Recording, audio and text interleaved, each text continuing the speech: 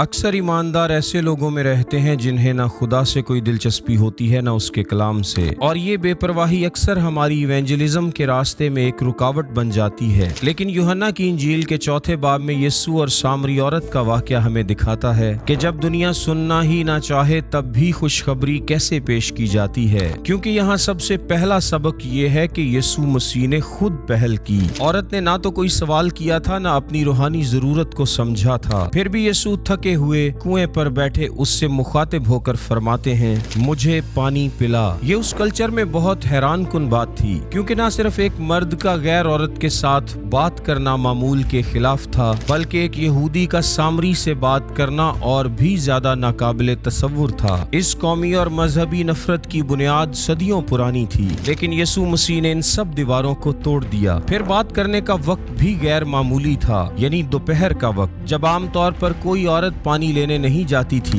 جو اس بات کی طرف اشارہ کرتا ہے کہ یہ عورت اپنی بدکرداری کی وجہ سے معاشرے سے کٹ چکی تھی۔ پھر بھی یسوع نے نہ اس کے گناہ کو اپنی راہ میں رکاوٹ بننے دیا اور نہ خود اس سے دور رہا، کیونکہ گنہگار ہمارے دشمن نہیں ہوتے بلکہ مشن فیلڈ ہوتے ہیں۔ اس لیے یسوع مسیح نے پہل کی اور ابدی حقیقت کو اس کے سامنے لا کھڑا کیا، اور یہی ہمارے لیے بھی پیغام ہے کہ ہم ایونجلزم کے موقعوں کا انتظار نہ کرتے رہیں بلکہ خود موقع پیدا کریں، کیونکہ ہماری پوری زندگی ہی ہمارا خوشخبری کا موقع ہے۔